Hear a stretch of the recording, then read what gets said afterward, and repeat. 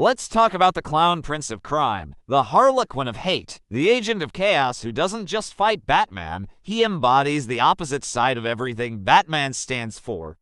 The Joker is arguably the greatest villain in comic book history, not because of what he does, but because of what he represents. But who is he, really? That's the million-dollar question, and the true horror of the Joker is that even he doesn't seem to know. His origin story changes more often than Gotham's weather. Was he a failed comedian driven mad by one bad day? Was he a petty criminal who fell into a vat of chemicals? Or maybe, as he often suggests, he simply is an elemental force of anarchy unleashed upon the structured world of the Caped Crusader. The most powerful, and perhaps most referenced, origin story comes from Alan Moore's The Killing Joke. In that horrific tale, the Joker wasn't always a monster. He was an ordinary man, a struggling stand-up comic trying desperately to support his pregnant wife. He was broke, desperate, and made one terrible choice, agreeing to guide to criminals through a chemical plant. When his wife died in a tragic accident before the heist even began, his sanity was already fractured. But the final break came when he was forced to wear a makeshift disguise, confronted by Batman, and tumbled into the bubbling chemical runoff. He emerged with skin bleached white, hair dyed green, and a permanent, terrifying grin. The trauma had crystallized into pure, joyful madness. He had experienced one profoundly bad day, and from then on, his mission was to prove that anyone, even the righteous Commissioner Gordon, could be broken just as easily. This idea of one bad day is crucial to understanding the Joker's philosophy. He doesn't want money or power in the traditional sense. He's not a dictator seeking control, he's a nihilist seeking proof that all order is an illusion.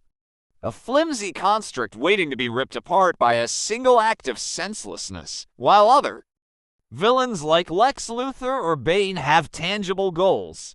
The Joker's goal is psychological, to corrupt the soul of Gotham and, most importantly, the soul of Batman. He sees his relationship with Batman as a perverse comedy, a cosmic joke that only the two of them truly appreciate. Batman brings order, light, and rules. The Joker brings chaos, shadow, and total freedom from morality. If Batman were to kill the Joker wins. He proves that Batman is just as broken as everyone else, just as capable of abandoning his principles, but if Batman lets him live, the Joker is free to continue his work. Ensuring Batman's life is an eternal struggle. They are locked in a symbiotic dance, one that defines the other. This is why the Joker continues to evolve across mediums.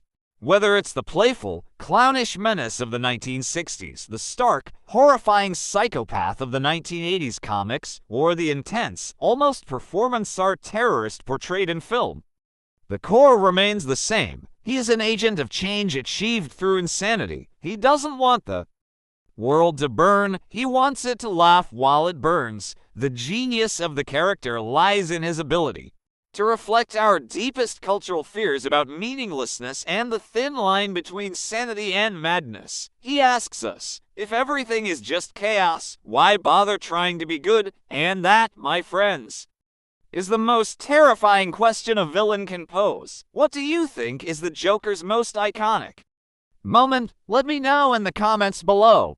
And don't forget to hit that like button and subscribe for more deep dives into the minds of comic book legends. Thanks for watching.